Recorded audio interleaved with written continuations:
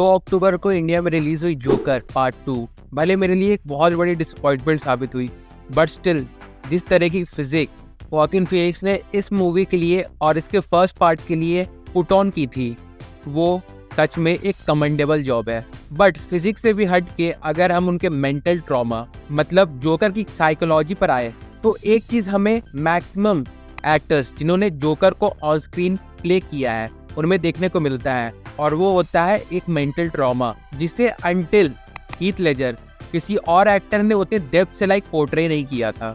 And since the dark night joker एक बहुत ही ज्यादा सीरियस कैरेक्टर बन चुका है। मतलब अगर मैं आपको इस कॉन्टेक्स्ट में समझाऊं कि सिनेमा एक रिलीजन है, ओके, तो joker is one of the gods of that religion, जिसके बहुत से कट्टर फैंस भी है। और जब से हीथ लेजर ने इस पार्टिकुलर कैरेक्टर के बार्स बहुत ज़्यादा हाई सेट कर दिए है, तो जब भी ये कैरेक्टर किसी और एक्टर के पास जाता है तो वो इसे अपना टच देने का ज़रूर ट्राई करता है। और हर एक्टर ये कोशिश करता है कि वो इस कैरेक्टर को इतनी ज़्यादा डेप्थ और इतनी ज़्यादा ऑथेंटिसिटी के साथ निभाए कि वो पिछली मूवी से भी बहुत ज़्यादा रियल लगे। मतलब हम इमेजिन कर सके कि अगर जोकर रियल में एग्जिस्ट करता तो उसकी कैरेक्टर्स किस तरीके से हमारे जो पॉलिटिक्स है, हमारी इकोनॉमी है, हमारे अराउंड जितनी भी चीज़ें हैं उसे किस तरीके से इन्फ्लुएंस करता। और इसलिए अगर बोला जाए तो जोकर एक बहुत ही इम्पॉर्टेंट कैरेक्टर है इन आवर पॉप कल्चर, और उसे निभाना उतना ही कठिन। बट अब सवाल ये आता है कि ऐसा क्यों? अगर हम किसी रियल लाइफ पर्सनैलिटी का एग्जाम्पल ले, कोई क्रिकेटर, कोई बॉक्सर, कोई फुटबॉलर या कोई भी, तो उस पार्टिकुलर पर्सनैलिटी की तरफ फिजिक रखना, उसके तरह उठना बैठना इमिटेट करना, वो हमें एक मुश्किल टास्क लगता है, क्योंकि हम अपने सामने देख सकते हैं उस इंसान जिस पर एक फिल्म बन रही है और वो एक्टर एक फिल्म में उस पार्टिकुलर पर्सनैलिटी का रोल प्ले कर रहा है, गांधी फिल्म। लेकिन जोकर जो कि एक फिक्शनल कैरेक्टर है, उसके साथ ऐसा क्यों होता है? क्यों जोकर एक बहुत ही सीरियस कैरेक्टर है जिसे समझने में अगर थोड़ी सी भी ऊंच नीच हुई तो वो बैकफायर कर जाती है, जैसा जेरेड लेटो के साथ हुआ था सुसाइड स्क्वाड में। तो चलिए इसके बारे में भी हम थोड़ा जानते हैं इन शॉर्ट। साल 2008 में हीथ लेजर की ट्रैजिक डेथ के बाद ऐसे बहुत से रूमर्स फ्लोट करने शुरू हो गए थे कि Heath Ledger died because of the intense role of Joker, जिसकी वजह से वो डिप्रेशन में चले गए थे। और भले बाद में ये रिपोर्ट सामने आई कि हीथ लेजर की डेथ एक एक्सीडेंट थी जो कि प्रिस्क्राइब्ड मेडिटेशन को ज़्यादा मात्रा में लेने के चलते हुई थी, बट किसी को भी नॉर्मल और सीधा साधा आंसर थोड़ी पसंद होता है। और हम वैसी दुनिया में रहते हैं जहाँ डोरेमोन और शिनचैन जैसे फिक्शनल कैरेक्टर्स को भी रियल पीपल से लिंक करके अजीबोगरीब कहानियाँ बनाई जाती है, तो वहाँ हीथ लेजर की अनटाइमली डेथ को क्यों ही बख्शा जाएगा।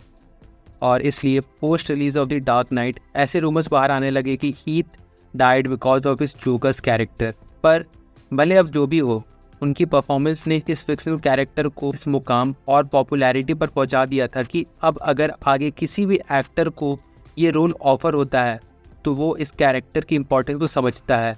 और इसलिए 2019 में हमें the more serious, the more gruesome, the more realistic portrayal of joker देखने को मिला था। पर आगे चलकर हमारे मन में ये सवाल भी आता है कि ऐसा क्यों? आखिर द डार्क नाइट से पहले भी तो जोकर के रोल को और लेजेंडरी एक्टर्स ने प्ले किया है, जैसे Jack Nicholson and Cesar Romero, पर उन्होंने इस रोल को इस तरह से प्ले नहीं किया था कि वो एक लेजेंडरी कैरेक्टर के तौर पर एस्टैब्लिश किया जा सके या फिर एक माइलस्टोन कंसीडर किया जा सके इन एक्टिंग, बल्कि उन्होंने उसे अपना एक टच देने की जगह they played it like a good actor only. और इसलिए फ्यूचर फिल्म्स में उनकी एब्सेंस भी लोगों को नहीं खटक रही थी। बट देन पिक्चर में एंट्री हुई क्रिस्टोफर नोलन की, जिन्होंने the dormant character of Batman को एक और रिवाइवल का चांस दिया, and then everything worked out. और 2005 में हमें देखने को मिली बैटमैन बिगिंस, जिसमें नोलन ने स्केयरक्रो को एज द लीड एंटागनिस्ट के तौर पे चुना। बट इस कैरेक्टर के बाद वो और रियलिटी करीब आना चाहते थे, और उनके पास कॉमिक्स से Riddler, Two Face, Lex Luthor जैसे ऑप्शंस अवेलेबल थे, but he must have thought to go out of the box this time, and then he got introduced to the clown prince of crime, joker.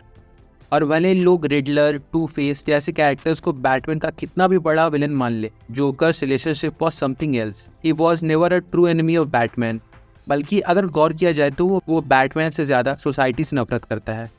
And all he wants is to Batman to acknowledge his views.